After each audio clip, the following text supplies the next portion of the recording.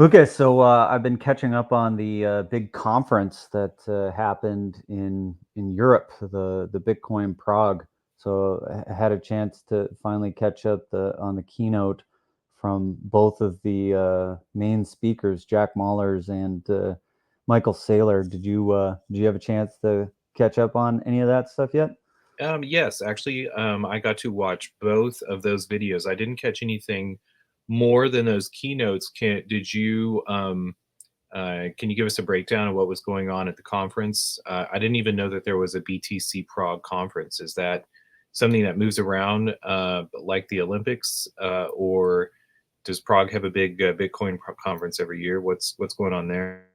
I think this is something that's been going on for a bit. That they've done this a couple times. It's just a regular conference. I don't think it moves around. I don't think this is one that is like a traveling show or anything like that. And you can see that they're planning to do another one. So I don't know a ton about this conference personally, but the thing that caught my eye was just the two people that were giving keynote addresses are people that I frequently find myself listening to and at least appreciating some of the perspective that they bring to the conversation. I really like Jack Mahler's presentation. Honestly, I thought it was pretty cool. You know, the way that he said the primary thing that differentiates Bitcoin from a lot of the other coins out there is that it uses proof of work, and I've always really appreciated kind of proof of work as the thing that was the invention that Bitcoin brought to the table. So yeah, I'm pretty excited to watch both of those posts from them. I thought I enjoyed. I mean, they were both. It was good to hear them both. I've never really heard Michael Saylor speak at length. So he had his 21, I don't know, 21 something, not but 21 something about Bitcoin, 21 things to note about 20 about Bitcoin. I forget exactly how he phrased it. Yeah, there's the 21 lessons that Aleph has mentioned in the past, and then this one was 21 rules of Bitcoin. So I think these are different 21s, but everybody picks 21 because of the 21 million about Bitcoin, I guess.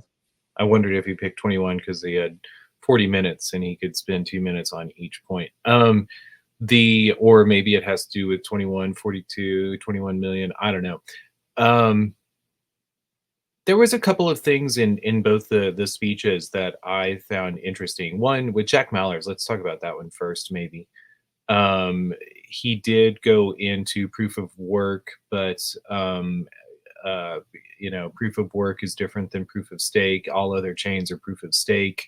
He gave a shout out, not a call out, but a shout out to Adam Back with Hashcash, and started there with Hashcash and the concept of making transactions. I don't know, raising the barrier of entry for sending transactions on the internet. What did you think about Hashcash, Adam Back, that sort of beginning of the speech? Well, we've talked about the road to Bitcoin before, and I really like that chart and looking through what it took to get to the point where we could actually make cryptocurrencies. There's definitely advances that were required to make in the state of the art that got us here. And thinking about how do you combat spam, that was on everybody's mind in that time. Email was kind of the de jour application on the internet. At the early 90s, that was we were still doing a lot of stuff via letters at that time. And so email was this advancement. Not a lot of people had email addresses, and so this idea that you could easily kind of ruin the network by sending out messages without having to do anything uh, was an interesting concept, right? Like how do you make somebody do some amount of work so they can't just send out tons and tons of junk mail? because in the physical world, you had to pay for stamps, you had to pay for postage. There was a cost, and so the idea was how do we introduce a cost into the equation? And Hashcash was, definitely this concept that paved the way for this, and it was that which led to proof of work being the type of thing that led to making a decentralized cryptocurrency actually functional. So I've always been a huge fan of any coin that uses proof of work. So my favorite coins are Bitcoin, Monero, ETH when it was still using GPUs was on the list, but not something that I liked. And there are reasons why I've sort of you know spent my early days in Ethereum, but then kind of moved away from it. And then our favorite newest coin, Chia, uses a type of proof of work. Like it's definitely a proof of work coin. It's a different kind of proof of work, and that's I think an important distinction. But even one of the people who we frequently run across in our community, in the Chia community, Andrew Davidson, he kind of was like maybe a little misunderstanding the fact that like Chia is still a proof of work coin, and even what we covered it's morphed into, I think, more of a high energy proof of work coin than anybody had wanted. And so, there's efforts being made to revert it to the low energy proof of work. But even Gene Hoffman, who's the CEO of Chia Network Incorporated, has referred to Chia as proof of work, right? So that this definitely is a proof of work coin, and I think it's super important to understand that. And what I liked about what Jack said in this keynote address is just kind of saying, what is the history of how we got to even being able to get to proof of work, and why is it such a differentiator, and how does it enable decentralization? All of those things I thought he brought together in a really, really good way. I think it's a good introduction to Bitcoin, and also a way to help people understand, why is Bitcoin not just like everything else, all the other coins out there? Because the popular coins today are Solana and whatever, but like these are not proof of work coins. They're extremely centralized, and they don't operate in any of the same ways that Bitcoin does. Well, so I mean, to me, when I think of the difference between proof of work and proof of stake, in some ways, um, I mean, like Jack also went through and had a great talk about reality. He invoked the matrix, like what is reality? He talked about Facebook, friends, like the meta world, the metaverse that we've created, that we call the internet, the great world wide web that we live on, and how it's very different than being in the real world. But when we talk about proof of work, like to me, it in part is, I guess the thing that I think is whenever Bitcoin began and one could be mining with your own computer, and this is one of the reasons that I really like Chia, and that I'm very concerned that it stays towards like a low barrier of entry into contributing to network consensus security to farming. Who runs a validator today? Who can afford to run to mine on Bitcoin today? Like how much does it cost to not only buy the equipment to mine Bitcoin or to support the network? How much does it cost in electricity to run that proof of work?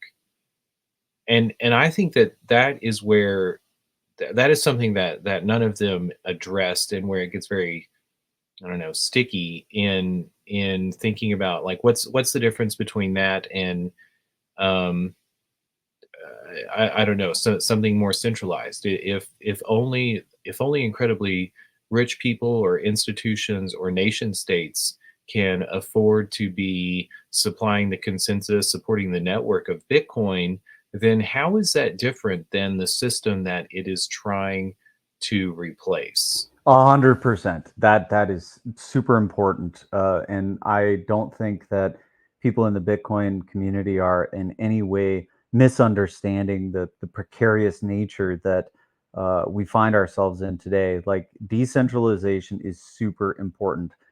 It is important that it not become into the hands of the few. There's been a movement that I've been kind of keeping my eye on with this particular product. So BitAxe is an open source.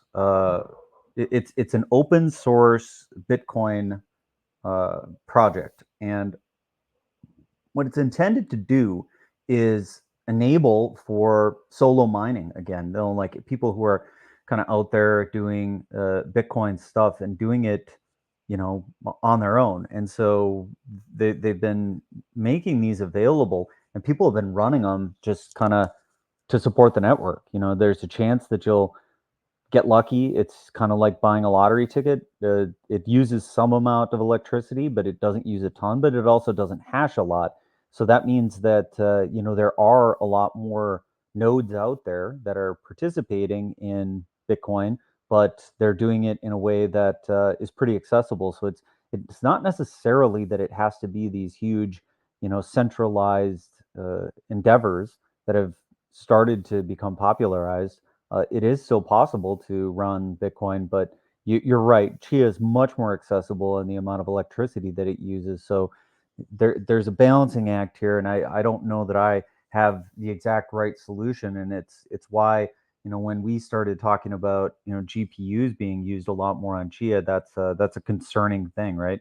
The more that we make it very high energy, that tends to lead towards very centralized type things. So I don't know that there's really a solution on Bitcoin at this point, because it does, the hashing power has kind of gotten pretty crazy. And so even if you get something like this, it's not going to earn a ton. But, some of the other stuff that I've seen, which is pretty neat, is people are just using Bitcoin to produce heat wherever heat is needed. So if you're going to heat your pool, or if you're going to do something with any kind of place where heat is needed or required, instead of generating heat in some standard way, run a Bitcoin miner, and then whatever heat that it generates, use that heat for the productive thing that you want. And the Bitcoin mining is sort of the byproduct, which is kind of a cool concept. So I think as Bitcoin starts to become the financial rails of the world, running some amount of Bitcoin hashing power, may become very much more distributed, just for the fact that, any amount of hashing power could become, fairly profitable. Even something like this, where it doesn't have that much hashing power, if the price of Bitcoin goes up substantially and it does start to become, kind of a reserve asset or currency or whatever, then something like this, may actually be quite lucrative. It's kind of a wild idea, but if some of the things that Michael Saylor was saying in his keynote, he said that he's intending to continue to buy Bitcoin at whatever prices, and continuing to buy it no matter what the price is. He said, I'll buy it at 9,500. I'll buy it at 950,000. I'll buy it, no matter what the price of it is, because there is no top for Bitcoin. Then some of these devices that are being produced right now even could be profitable, and they don't use that much electricity comparatively. They just don't produce that much hashing power as a result of the low amount of electricity that's being put through it. Well, and there's other parts of I don't know, proof of work versus proof of stake that they didn't really address. Or Jack Mailer. I want to get into Saylor in a second. I mean, he seems to talk about like focusing on Bitcoin, but um, otherwise, if to me, much of his talk is with regards to, he'd buy at any price of dollars. Like he still denominates in dollars. Um, I don't know. Let's talk about him in a second. So going back to Adam Cash, like Adam Cash also, sorry, Adam back with Hash Cash also was very interested in stopping spam, because I thought I don't know if you want to get into the history of how the regular internet tried to stop spam for email, why we no longer use the Usenet. Um, but what he was really trying to do was to add a price to sending a message so that one could retain anonymity. And I think that also gets into some deeper questions as to, I don't know, how we want to or what kind of real world that we want to live in. Do we want to have do we want to have I don't know, like we everyone talks too about sovereignty in this space, about self-expression, et cetera, et cetera. But uh, if when it comes to monetary solutions, there's always somebody on the other side of a deal. To have some sort of concept of value, you have to be making an agreement between two people. So this notion that this anonymity brings sovereignty, I find to be a a tricky line of logic. When I think of proof of stake, also, and an ideal network, we haven't seen a blockchain, or I mean, actually, I think that we have now seen a couple that require some sort of staking, providing to the consensus security in order to engage in that network. And I think that's like having that sort of like decentralized requirement for use is going to be more ideal uh, than having those who mine and provide network security or contribute to that network, and yet are allowing free riders to come in and use it as a cash system. Um, also Jack Mailer, he brought up wolves. Do you remember when he talked about wolves? Yeah, he was talking about fake power, with virtual power versus real power. Yeah, I think. Yep. It when people talk about wolves, because he talks about like fighting for meat, like trying to get the strongest wolf is going to be the one that's full. Um, and congratulations on your puppies, by the way. Wait, Rusty had puppies this morning. Um, I have dogs too. One of the most memorable experiences that I've ever had in my life, a real world experience. I met the lady of the couple who were wildlife biologists for the Yellowstone wolf pack, and I was out in the wilderness. I was hiking on a trail, and I met this lady. I don't know. Anyway, we ended up hiking several hours and talking back and forth. And in the conversation, I said, "Tell me something." When I found out what she had done for 40 years of her life and lived with a wolf pack for 20 years of her life, I said, "Tell me something that would surprise me about wolves." And she thought for a bit, and she said, "The alpha of a wolf pack is not the strongest nor the meanest," which is what Jack London and fiction will tell you. Which, going back to this also, Jack Mallard talking about the difference between, I don't know, narratives and reality. Um, the irony here was supreme. She said the real alpha in a pack is the one that helps the female wolves go hunting whenever times are lean, the one that stays behind and helps an injured wolf, come home after it's been injured in a hunt or in a fight. It's the one that goes around to the puppies and holds the exuberant puppies that try to eat all the food and don't let the more timid puppies eat. She said that's the one that ends up being the alpha. It's the one that's the most adored. And I think that like speaks to, again, like political concepts that we have, narratives that we have about groups of people that maybe don't line up with reality, and how we are, I don't know, remaking the wheel with emergent networks to try to refigure out political order. um I don't know, that was my, I don't know, something that I'm always sensitive to is just this narrative when people start talking about political order, and the strongest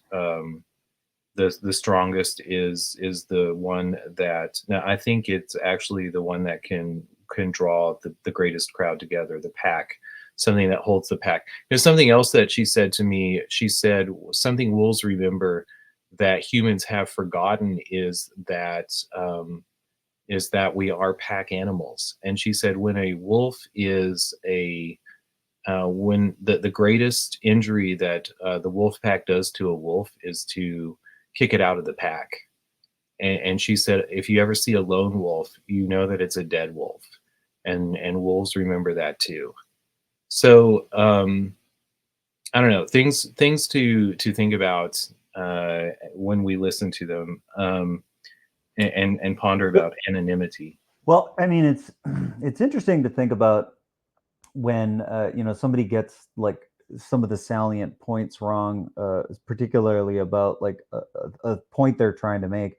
I didn't catch that like the point was particularly about being correct on wolves on that one. I thought like really what he was trying to say, even though he got some of the details of the wolf thing wrong. So maybe he picked the wrong one. I think he was trying to draw the distinction between virtual power and real power. And people have said this too. It's like, okay, like let's imagine that you've got $1 million and you have it all in fiat paper money, and society collapses, right? Like, what is that paper money worth? It's not worth anything. It's only worth something in the context of the fact that like the rest of society exists, and that people are willing to take that in exchange. But the real wealth is not the fiat paper money itself, but rather it's the things that it enables you to do, and that it's a store of wealth and time. And I thought that that was actually a pretty cool way to think about like what money is and what it does. It represents like your time. It represents your stored value of things that you've done or things you can do in the future. And so it's a good concept to keep thinking about like what money really is and what does it represent, especially when we're thinking about things like Bitcoin and how it's different from other types of things that have existed in the past, right? Like if you have some sort of representation of wealth, like maybe you have gold and you're trading it as wealth, it's not the same thing as having, farmland or the ability to feed your family or the ability to defend your home or whatever. So it's yeah, I think he was not necessarily right, as you've mentioned about like the wolf itself, but rather he's saying, hey, a wolf represents real power, because if you encounter one in the woods and it decides it wants to attack you or like express its physical power, like you have to have an equivalent amount of physical power, or else you're not going to survive the encounter if it decides that it wants to do something that you wouldn't want or wouldn't like. Well, but I don't know. In these notions of fiat, like some people say fiat, like fiat is backed by nothing. No, fiat is backed by the faith of the other people who participate in the system. And this appeal to Right. That's yep. Exactly. That's what I was trying to say. Like it represents wealth to the tune that other people are willing to accept it as such. well, but there's also this like these appeals to, I mean, I see so many appeals to the gold standard. By the way, everyone, the gold standard, we didn't abandon it in 1971. We abandoned it a long time beforehand. And being on gold is different than being on the gold standard, even because you know, I don't know, tangent, please. I don't want to go off on that tangent, but I think that the conversation that is maybe more beneficial, and I do think that emergent monetary solutions are fundamental to the world that we all want to live in the future, not relying on the third party or lacking in knowledge as to what other people who engage in the system. To me, those are the real things that we're trying to get at. But this notion of the other parties in the system being anonymous doesn't get us to solving that. Like other people have more power, or other people have more knowledge in the system. And I'm thinking about, say, like the banking class versus agrarians. I don't know if you saw my posts regarding William Jennings Bryan's and the cross of gold speech. You know, he says you will not crucify mankind on a cross of gold, and he was representing farmers, and farmers did not want the United States to be on gold because bankers and the railroads had all the gold. And so they wanted bimetallism. They wanted gold and silver, but they also wanted the ability to have a I mean their solution was an inflationary monetary system because they wanted to have a chance as the little guys to be able to join into that system Yeah, and I not always actually, be. yeah.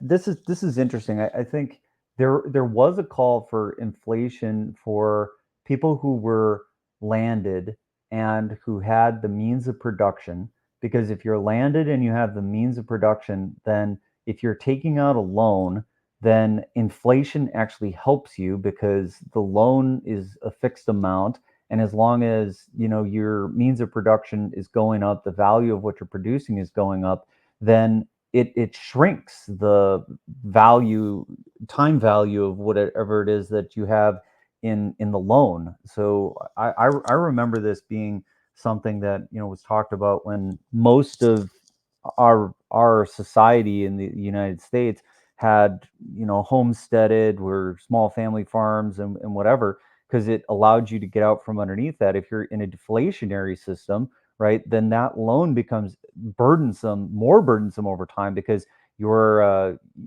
collecting less. The value of the money is going up, and so therefore the debt burden as a proportion of whatever it is that you're trying to do into the future is much harder on you. Absolutely, and that's part of the problem that I see with private equity, having access. I mean, they certainly understand that. They understand that's the Achilles heel to an inflationary system, and so they're constantly borrowing more debt. That's why I think it's very important to have high interest rates from the Federal Reserve if we're going to be living in a fiat system, because it stops people from abusing this notion of buying debt to go out around and buy up all the assets, which we've definitely seen, especially since 2008, when rules were removed from banks, etc., from buying land and property and also making money on the rents that they charged on them. But Yeah, so I mean, this call to be put onto Bitcoin standard, I think again, it's important that people understand the history of how things work, right? If you're on a deflationary standard and you're a debtor without a means of production, then this is going to make things a lot harder on you, a lot harder. which is also where I think we've also had great innovation with Ethereum with the smart contracts. That Chia is a coin set model, and you can have coins that are deflationary and an inflationary supply. To me, is also like the actual definition of this, uh, or I should say definition. What centralized banks and money makers have been looking for is something that looks more like. I mean, what's the difference between a commodity and a security? It ain't the Howey test. The difference between a commodity and a security is a commodity rots and a security rusts, and those. It's very different thing to I don't know, put your faith in the time scales. Going also back to our conversations about time, um, of those things that exist. Like if you're fighting over an apple, you can only fight so long before it'll rust. If you're fighting over a bar of gold, you can fight for generations. I'm sorry, for the apple rots, but a bar of gold, you can fight over it for a long time before it rusts. Um, there's also going back to Well, on the cross of gold, you always have a book recommendation for us. Is that something that I think it was just in popular culture, right? So it was printed in newspapers, and it was probably in the political cartoons and whatnot, as how most people got access to thoughts and ideas was through reading newspapers. But was there a book that kind of talks about that cross of gold? I mean, everyone will hate me, but Maury Rothbard's like history of the money. History more look up Maury Rothbard history of the United States. It's a long one. I'll have to let me look it up. Maury Rothbard's Not Conceived in Liberty. Oh, History of Money and Banking in These United States. There we go. Oh, it's a good one. Published posthumously, but it really gets into the railroads and how the railroads gained in power and set the rates. Created time zones. Uh, part of the narrative that we don't understand in I don't know the history of money in the United States is how those people who controlled all the gold, who had all the gold, used their proof of stake or their wealth to exert political influence over how the railroads were to be run, and then how the railroads set the rates for the different prices of commodities across the United States. So something that had been done by by the military in 1862 and 1863, whenever Lincoln created the national banking system and destroyed the state banking systems with a 33% tax on their monetary systems. I brought up McCullough versus Maryland earlier, and the inability of states to respond back to respond back. Anyway, this is a good one. I also wanted to bring up, like, go fast forward to 1933, and I also posted earlier this morning the Secretary of Agriculture talking about how it was the greatest act of barbarism to have to go out and burn and plow up fields of grain. Does that make any sense to you? Well, this we talked about a couple days ago, or not that long ago. But no, it does. I thought that was crazy. Where you have overproduction and some desire to try to sustain the price by destroying stuff that's been created. Where the actual time, money, and wealth has been put into things, and then you just like flagrantly destroy it to try and keep the price up. Like I don't know, that to me just is very distasteful.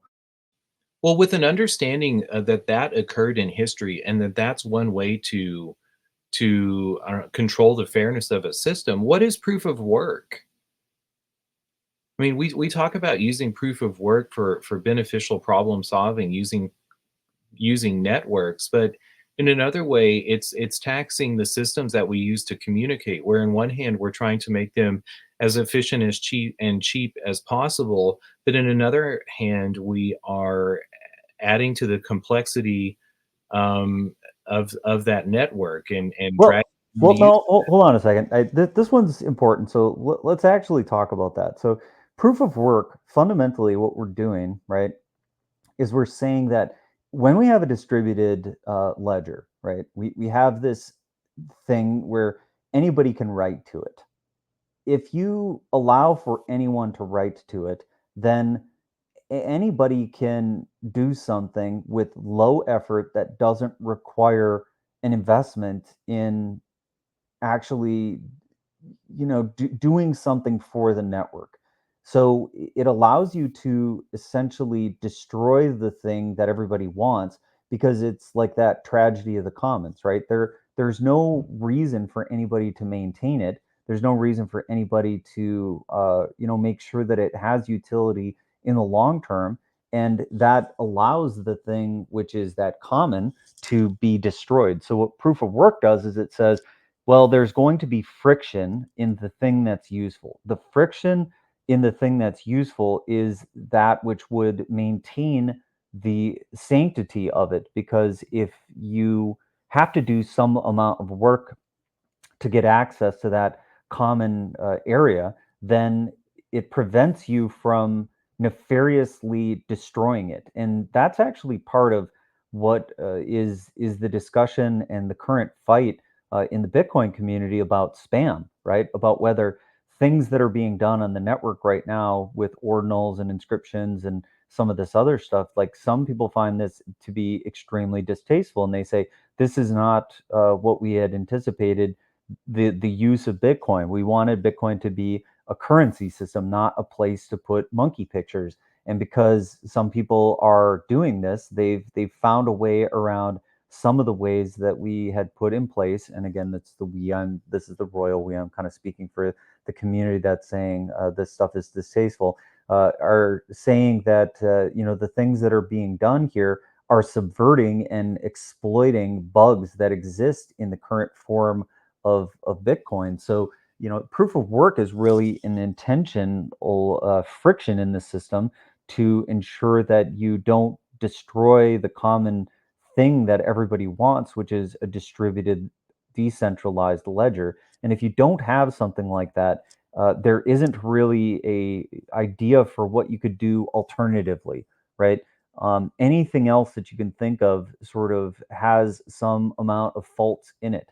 And so if we would have come up with something that was better than proof of work, then that should be the next thing that we're going to use. And so far we haven't found something that's better than proof of work. And so that's why proof of work has been identified as the invention that sort of enabled Bitcoin to exist at all. And that's really what a lot of the keynote from Jack Mallers is talking about, is that this was the invention, and that anything else that sort of regresses back to something prior to that is a regression towards something that's less interesting than Bitcoin.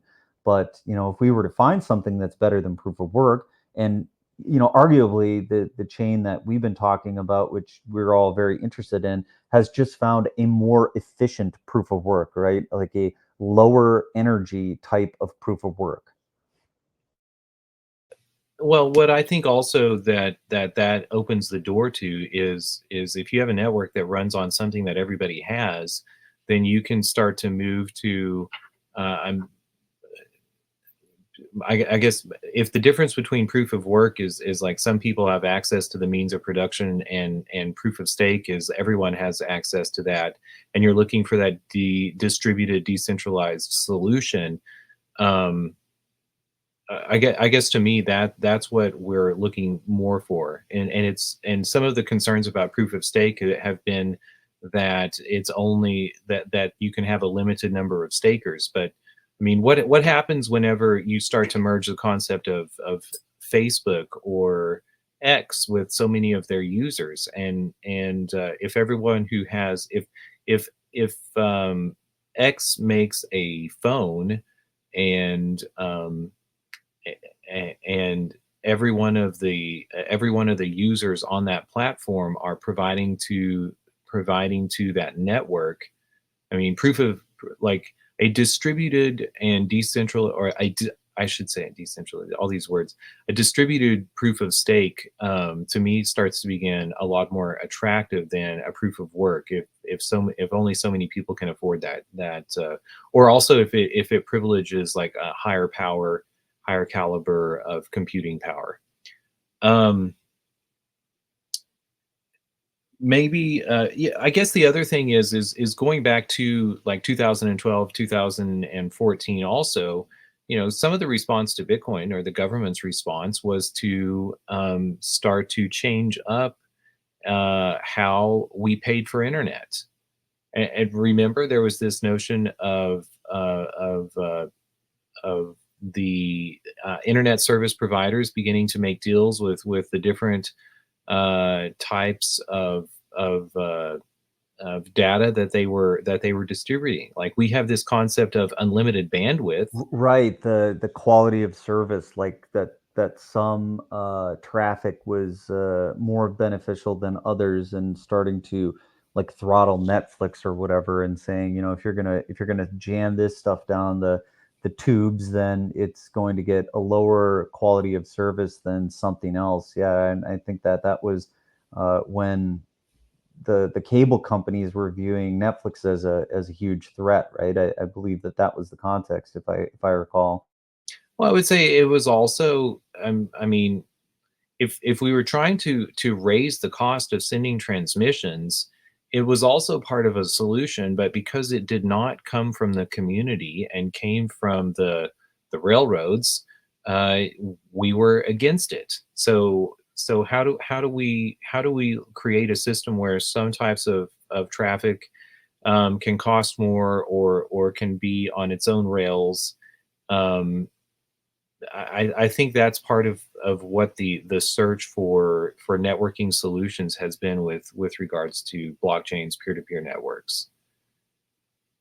Um, anyway, Well, those I think it's an interesting parallel to say that internet service providers are similar to railroads because they have this ability to transport, goods and services, and so much of what we do in the modern world is in the virtual internet world, and it really is your gateway to those goods and services that exist in the virtual world. Really are governed by the ISP that you have access to, and it's why something like Starlink is so interesting, right? Because those governmental controls that are being put in place over certain access points controlled within the nation state boundary are now no longer necessarily the only boundary, because if you have a direct line of sight to the sky and you have a means of getting power to a Starlink device, then now you can get around certain types of subversive controls that might otherwise be put upon your railroad system. It's a really interesting thing to bring up. Well, and even in because I'm not a black pill kind of person, and in the years like post NAFTA Clinton era, when everybody was yelling and screaming about globalism, I thought to myself, like, don't we want resiliency and options? Like, sure, Conoco may be bad, but don't we have many energy companies?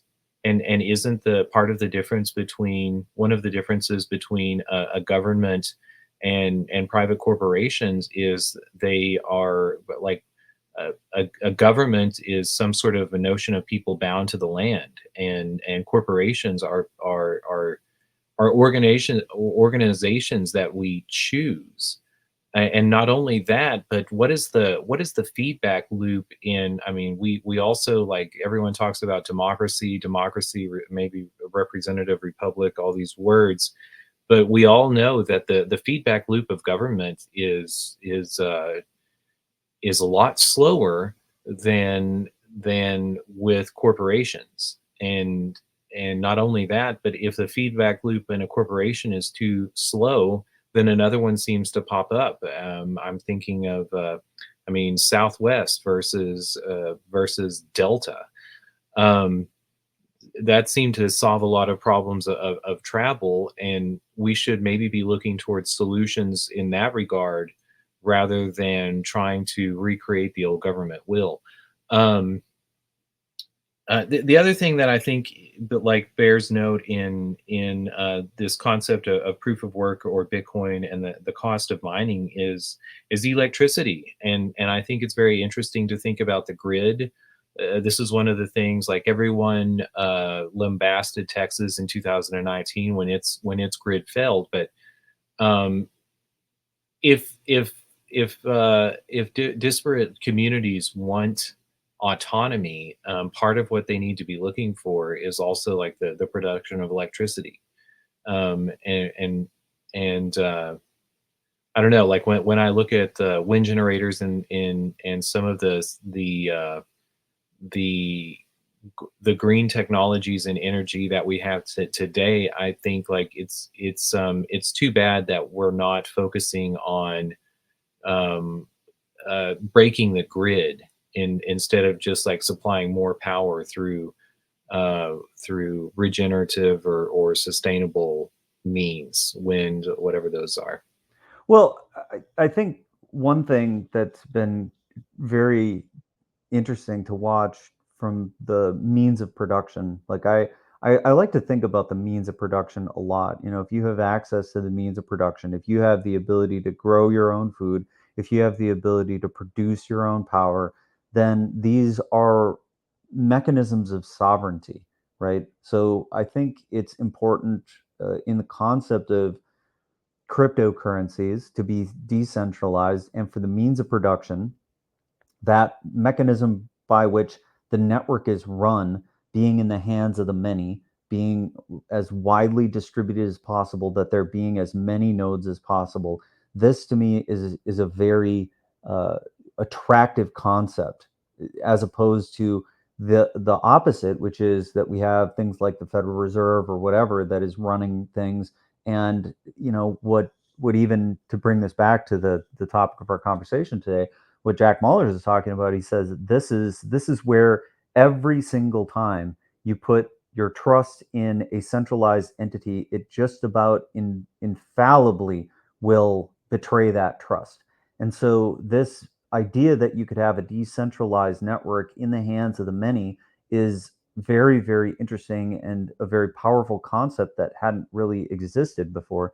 And so when we put the means of production into the hands of the many, whether this be small farm production, small family farms, or the production of electricity in your home via solar panels or whatever other way that you might have to be able to produce electricity, I think that these are mechanisms of sovereignty, right? So the ideal, I think, in the sense of how do we make a populace that's as self-sovereign as possible, that would be that you have the ability to produce electricity locally, that you can run your own node, and that you're capable of producing some amount of the food that you want to produce, consume, and or that you have a surplus that you can trade with other people that are producing something that you can't produce on your own. This is, I think, the ideal society. I don't think it's best that we're all consumers and beholden to the few, which seems to be more where we're going. If you look at some of the things that Elon Musk and the rest of the AGI proponents are talking about, they're saying, well, we need to have universal basic income because the means of production is going to be so centralized to whoever actually controls these AIs or these robotic systems that are going to be able to outstrip anything that a human can produce. I don't relish that future in any way. Like, to me, that sounds like the most dystopian thing possible. I mean, amen. And I think this also, I mean, I think that the political order that we're seeking is the emergent political order. We're still running from the Roman Empire. We're running from the Holy Roman Empire. Uh, Again, I don't want to go off on that too much. Let's talk about Michael Saylor because we're getting close to the end of the hour, and we've talked a lot about Jack Mallers, but we Yeah, haven't. let's get Michael Saylor's up here. So Michael Saylor in his keynote, right? And I think I've got this one available as well. So I'll probably throw this one on the screen. So this is the live keynote that he did, where he spoke for 40 minutes, similar to Jack Mallers' presentation. And he presents 21 ideas related to Bitcoin. And he's, like you said, he sort of spends like a minute to 2 minutes on each of these different ideas. So here on the screen just happens to be 17 and 18, but he's going through his 21 points. I found this to be less to my liking. I still found it interesting as far as like how he's thinking about Bitcoin. He's definitely been thinking about Bitcoin and learning about Bitcoin for a really long time. And he is projecting a lot of like where this might go. He's thinking a lot about how Bitcoin will be used in the future. How is Bitcoin transforming even the world that we're currently living in, right? 5, 10 years ago, Bitcoin was just sort of this novelty project that a few people were working on. But now, as we're starting to see things like Bitcoin ETFs and countries like El Salvador adopting Bitcoin, we're in a transformative time where Bitcoin is starting to be realized as like a different way of thinking about money and financial, ways that we can operate the world. And so this discussion from Michael Saylor sort of lays out his current thoughts about Bitcoin and like where he thinks it's going and where people need to start thinking about Bitcoin and thinking in terms of Bitcoin. When you said, hey, he's still pricing things in dollars, actually in this conversation, he says you need to start thinking in terms of Bitcoin and not in terms of dollars. So I thought that was kind of an interesting point. And even though he keeps referencing the price of Bitcoin in dollars, he says it's increasingly irrelevant to think about the dollar Bitcoin, um, transactional rate. Like, what is the price in dollars? Because he keeps saying that dollars are going to be irrelevant in the future because things are going to be priced in Bitcoin rather than being priced in dollars. And so it'll start to be where you say, well, what is the price of an egg? It's some amount of satoshis or something like that. Well, but that's where Michael Saylor really loses me, because he has all these, like, focus on Bitcoin, et cetera, et cetera. Think about, he also says, do not sell your Bitcoin. Well, that's him saying don't trade Bitcoin for fiat, right? Like if you're going to save, right? He's saying that there's a way to save, there's a way to hold on to your wealth, right? So when he's saying don't sell your Bitcoin, what he's saying is like why would you at some point decide that you're going to trade out of Bitcoin for dollars, right? Because he's saying dollars are the thing that you fundamentally want to get away from. So he's saying you can trade your Bitcoin for something valuable for your life, for something that extends your life. So you can trade it for food, you can trade it for land, security, whatever. But trading your Bitcoin for dollars, he says that's the fool's errand right there. And then as he starts to say, well, like what is Bitcoin worth, right? If you're going to make an investment in a company, say, and this is like another thing that he talks about, like when you're thinking about like some other company that says that it's going to produce value, right? It has to produce greater value than the reserve asset that everybody is going to be using to denominate everything that's going to happen.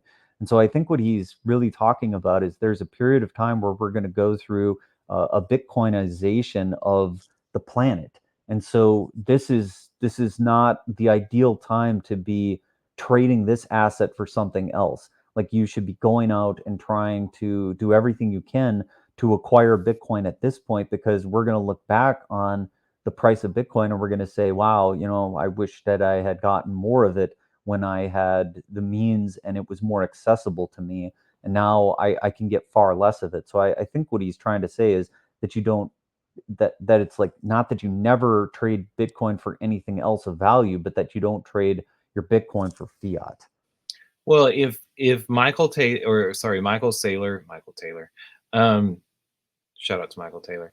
If Michael Saylor had only mined all of his Bitcoin and gone out and made massive networks to mine Bitcoin, I might think that he no, he didn't. He's traded dollars, he's traded fiat, he's very interested in the price of Bitcoin with regards to the amount of dollars. He speaks of it constantly. He talks about Bitcoin, but I mean, he wants to own the railroad. He wants to own the gold mine. He pretends to be a farmer. And he yells to all the farmers, the agrarians out there, like this is the answer. But in reality, he just wants to be the next banker. And I think also, again, going back to the history of bimetallism, gold and silver, backing the dollar in the United States. Like I'm reminded, like Michael Saylor is a 49er headed to California, and he may be talking about the perfidy and the unfairness of the bankers and the holders of gold back in Philadelphia. But at the same time, he's not headed out west to go farm. He's headed out to go get gold. And when I think about, say, maybe Vitalik Buterin, I say he's the Levi Strauss. Like yeah, he ran out to the gold fields of California too, but to create a different system. And I think that I didn't I listened to Michael Saylor's speech, and it was not I don't know. I don't know. I think that he is becoming um I don't know. I just say that, like, he even starts with like those who everyone is against Bitcoin before they're for it. He's just promoting his bags. And part of the problem that I, Bitcoin I think has I is that think I think that's somewhat a reaction to like those who have downplayed what Bitcoin has created, right? If you look at the people who have said things against Bitcoin and have slowly come around to it, right? I think it's been pretty common. It's like if you look at the number of people who said Bitcoin is going to zero, like this is never going to work, like this is never going to be a part of like anything that's going to happen. It's very common. And so I think some of these things are just within the context of like, what has really been said about Bitcoin, and that, it takes time for people to understand what's really been created here, and that usually he's drawing a line between what has happened for a lot of people who have finally come around to Bitcoin, is that you start not really understanding it, and then the more that you get to know what proof of work is and what this cryptocurrency has created, that you start to come around on it. I mean, I went through that same journey myself. Like when I first saw Bitcoin, I was like, this to me doesn't seem like hard money. It seems like another type of fiat thing, and I didn't understand it when I first started, and that it takes time to sort of come around to it. I think that's what he's trying to say in that part. Well, but what I look at is if people are amassing large amounts of Bitcoin and not spending it and not using it, then why is anybody else going to join that system?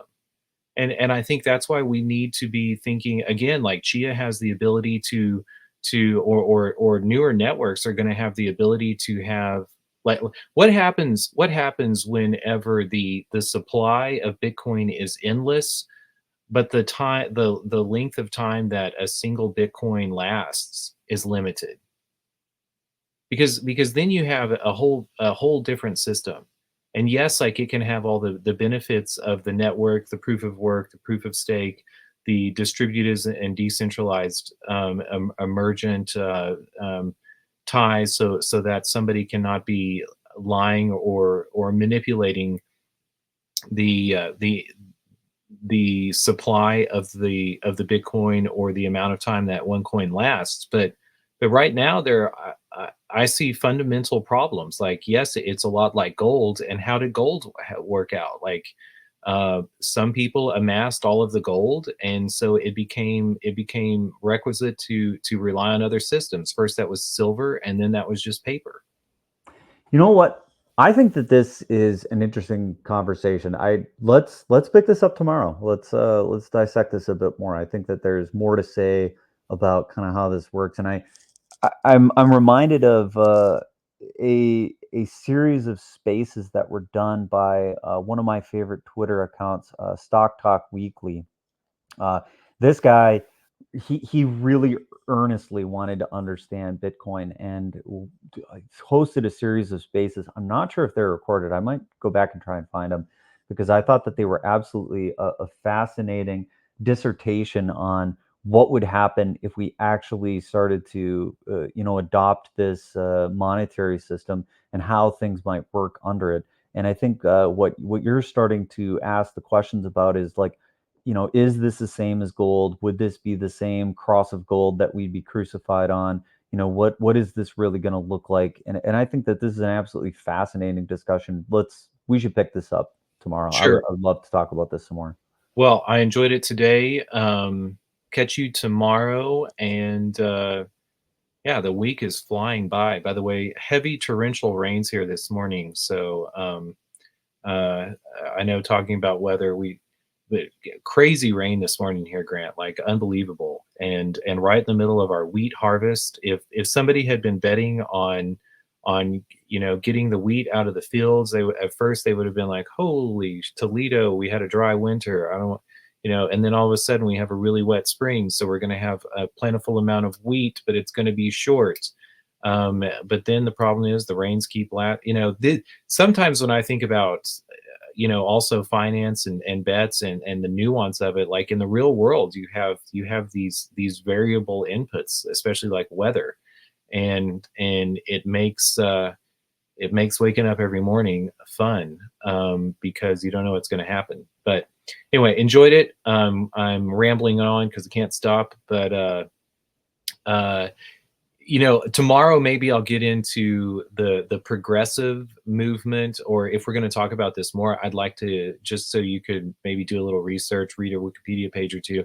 The People's Party, or the progressive, the Populist Party of Henry Lloyd, or sorry, Henry George, and the Progressive Party of Teddy Roosevelt, because we talk about the Republicans and Democrats today, but I mean, obviously, going back to how you look at money, whether there's a fixed amount of money and it's on gold, or whether there's a inflationary money supply, it really changes the rules of politics. So, and we've covered over that with just the words Democratic and Republican. Like, Yeah, we had all kinds of parties. We had the Whig Party. We've had a lot of political parties over time, and these parties have conglomerated and merged together. But yeah, let's wrap it up for today. Definitely send me a couple of links. I'd love to be prepped for our discussion tomorrow, and I want to dissect this some more because I think it's a fascinating topic. And let me see if I can't dig up some of those old